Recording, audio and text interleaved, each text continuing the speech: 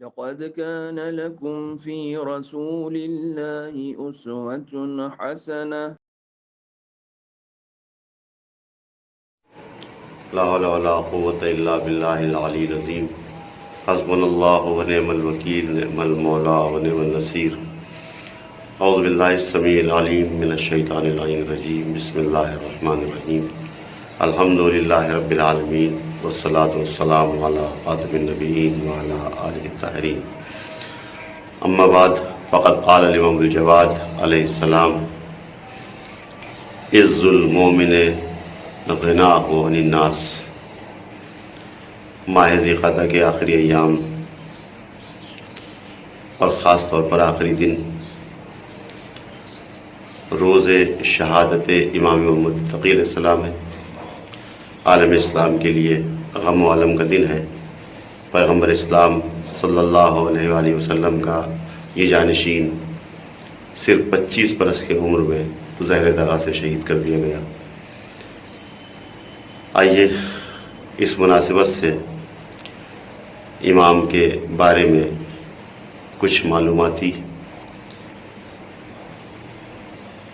مسائل اور کچھ آپ کے پیغامات ذکر کیے جائیں تاکہ آپ کے حیات طیبہ سے واقفیت کے ساتھ ساتھ آپ کے پیغامات سے ہدایت حاصل کی جا سکے۔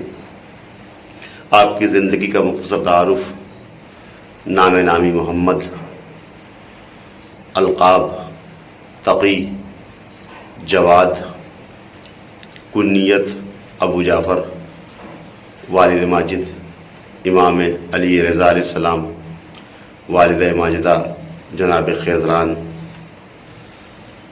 مدت حیات آپ کی: تاریخ ولادت 10 رجب سن 195 ہجری، تاریخ شہادت آخر ذی القعدہ سن 220 ہجری۔ اس اعتبار سے آپ کی مدت حیات صرف 25 برس۔ 7 برس کی عمر میں آپ کے والد ماجد امام رضا علیہ السلام کا سایہ سر سے اٹھ گیا۔ مامون کے زہر سے 8ویں امام کی شہادت ہو گئی، اور بچپنے میں یتیمی کے داغ سہتے ہوئے بار امامت کو سنبھالا۔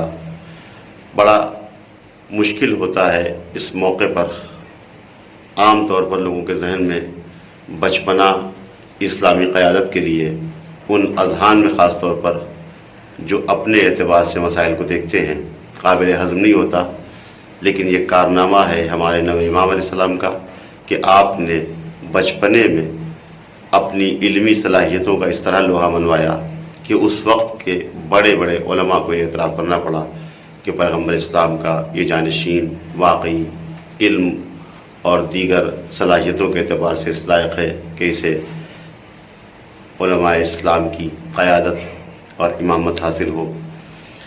بہت سے مناظرے تاریخی اعتبار سے اور بہت سے واقعات آپ کی زندگی سے متعلق تاریخ میں موجود ہیں۔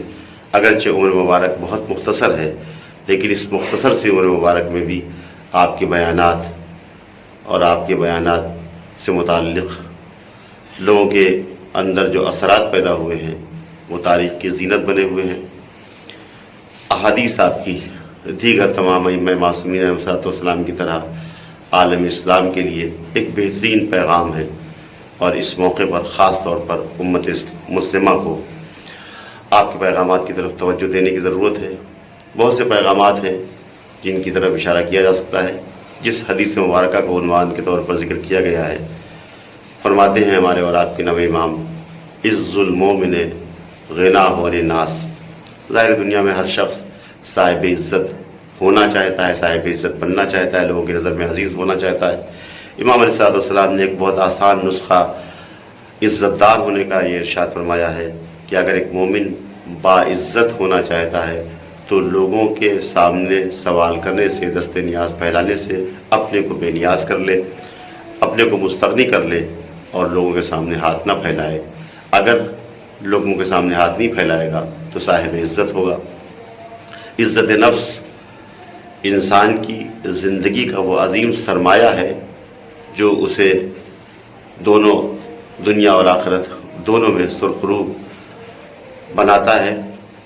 انسان چاہتا ہے کہ عزت دار ہو، عزت دار ہونے کا سب سے بہترین نسخہ یہ ہے کہ لوگوں کے پاس جو مال و دولت ہے اس سے اپنے کو بے نیاز رکھے اور حرص و طمع کی نظر اس پر نہ ڈالے۔ ہمارے اور آپ کے نویں امام علیہ السلام 7 برس کی عمر میں منصب امامت کی ذمہ داریاں آپ نے سنبھالی اور تقریباً کم و بیش 18 برس تک اس منصب پر قائم رہے۔ بہت سے مراحل آپ کی زندگی کے گزرے ہیں جہاں پر آپ نے امت مسلمہ کی قیادت کی ہے اور امت مسلمہ کو بہت سے مسائل سے نجات دی ہے۔ تاریخ میں وہ واقعات موجود ہیں۔ آپ کو مدینے سے مامون رشید نے بغداد بلا لیا، بہت مشہور واقعہ ہے، ساری دنیا نے سنا ہے تقریباً۔ راستے میں بچے کھیل رہے ہیں، نویں امام بھی کھڑے ہوئے ہیں، بچپنا ہے، مامون رشید اپنے لاؤ لشکر کے ساتھ گزرتا ہے ادھر سے، سارے بچے ڈر کے مارے بھاگ جاتے ہیں، لیکن ہمارے اور آپ کے نویں امام کم سنی میں وہیں پر کھڑے رہتے ہیں۔ مامون قریب پہنچ کے پوچھتا ہے کہ آپ کیوں نہیں چلے گئے جب سارے بچے چلے گئے؟ امام علیہ السلام انتہائی فلسفیانہ انداز میں اس کے سامنے اس مسئلے کی وضاحت فرماتے ہیں۔ آپ کہتے ہیں کہ میرے بھاگنے کی 3 وجہ ہو سکتی تھیں، یا راستہ اتنا تنگ ہوتا کہ میرے کھڑے رہنے سے تیرے نکلنے میں پریشانی ہوتی، یا میں تیرے بارے میں بلا وجہ بدگمان ہوتا کہ تو ناحق مجھے سزا دے گا، یا میں نے کوئی غلطی کی ہوتی جس غلطی کی بنیاد پہ مجھے ڈر ہوتا کہ تو مجھے سزا دے گا۔ چونکہ تینوں باتوں میں سے کوئی بات نہیں تھی، لہٰذا میرے بھاگنے کی کوئی وجہ نہیں تھی۔ مامون رشید شرمندہ ہو کر وہاں سے چلا گیا، شکار کیا اور اپنے شکاری باز کے ذریعے ایک چھوٹی سی مچھلی شکار کر کے اپنی مٹھی میں بند کر کے امام کی بارگاہ میں دوبارہ حاضر ہوا، دوبارہ اسی راستے سے گزرا۔ امام علیہ السلام سے سوال کیا کہ بتائیے میری اس مٹھی میں کیا ہے؟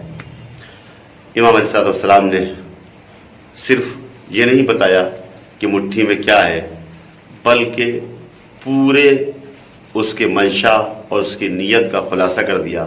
آپ نے فرمایا خداوند کریم اپنی قدرت سے دریا پیدا کرتا ہے، ان دریاؤں میں مچھلیاں پیدا کرتا ہے، بادشاہان وقت اپنے شکاری بازوں کے ذریعے چھوٹی مچھلیوں کا شکار کرتے ہیں اور انہیں اپنی مٹھیوں میں بند کر کے ہم خاندان اہل بیت کا امتحان لیتے ہیں۔